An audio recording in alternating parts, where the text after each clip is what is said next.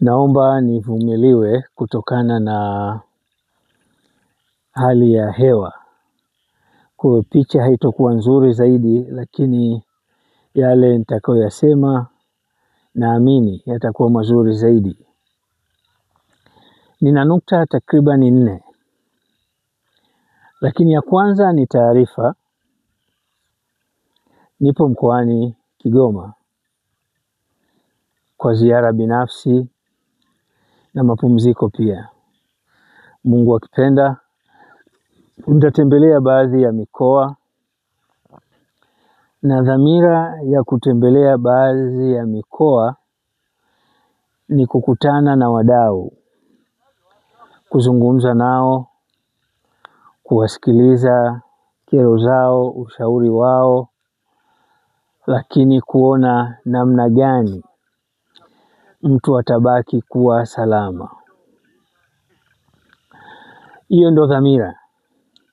Kwa hiyo ukisikia nipo sehemu fulani au wilaya fulani, ni nafasi yako ya kutumia taarifa hiyo kukutana na mimi ili tuweze kuondoa hiyo changamoto ya mistari miwili na kuacha mstari mmoja.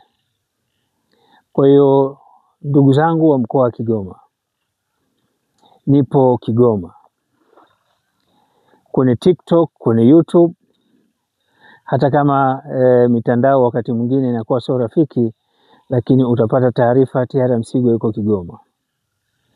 Itumie taarifa hiyo kukutana na mimi na kuzungumza na mimi, na nikiacha nimekuondolea mstari mmoja. Hiyo ni nukta ya kwanza au taarifa ya kwanza.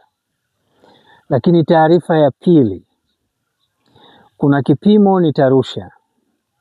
Nimetumiwa kutoka Dodoma. Katika ile itikadi yetu au taratibu wetu wa kuondoa mstari mmoja na kuacha mstari mmoja. Lakini mwenzetu huyu ana kilo takriban 115. Je, ni positive au ni negative?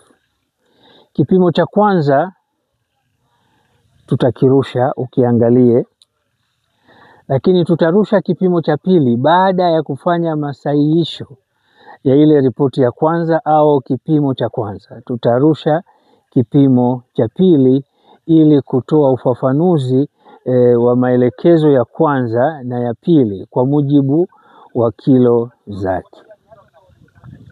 Sasa hapa ndio nakwenda kwenye nukta ya tatu. Leo nilitembelewa na mtu mmoja Kigoma hapa, akawa ananipa tafsiri ya mjinga na mpumbafu.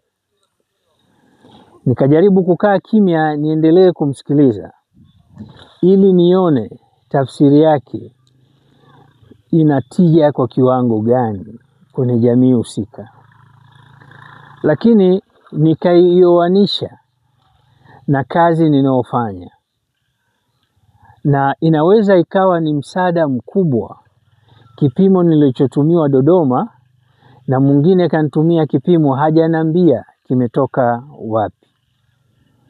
Kwa hiyo nukta zangu mbili ni katika hivi vipimo ambavyo nimetumiwa.